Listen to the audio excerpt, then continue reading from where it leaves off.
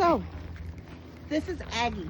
So if we'll remember, Aggie is one of the later births that we had in 2024. Aggie, whenever she was born, was not acting typical for a cria, which is what we call a baby alpaca. What she was doing is she was very, she would just keep hanging her head down, and we could not figure out what was going on. But what we did figure out is that what we did was called the Madigan squeeze. So what we wrapped a rope around her chest and we squeezed it.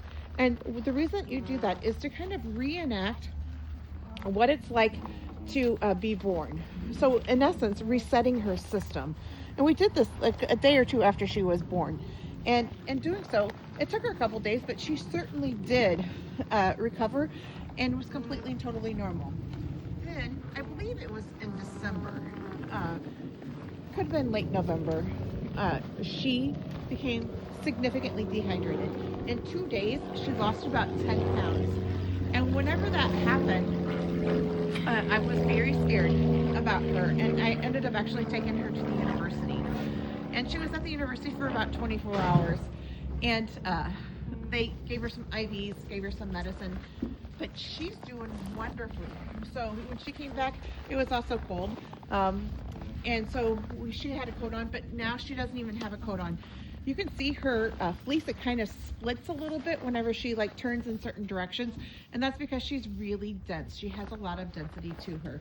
Let's come up and see. She's obviously getting really close to being weaned. Her mama is not so interested in her mama's not so interested in feeding her anymore. But she's beautiful. Let's take a look at this fleece here.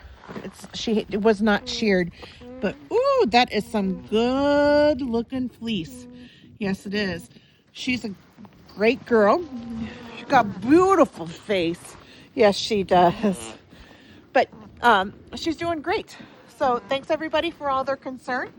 But she's doing wonderful out here. Everybody's just doing their best to stay warm. Pearl's not so interested in being her mama anymore, giving her milk, but you see them together all the time. Pearl's a really great mom, actually.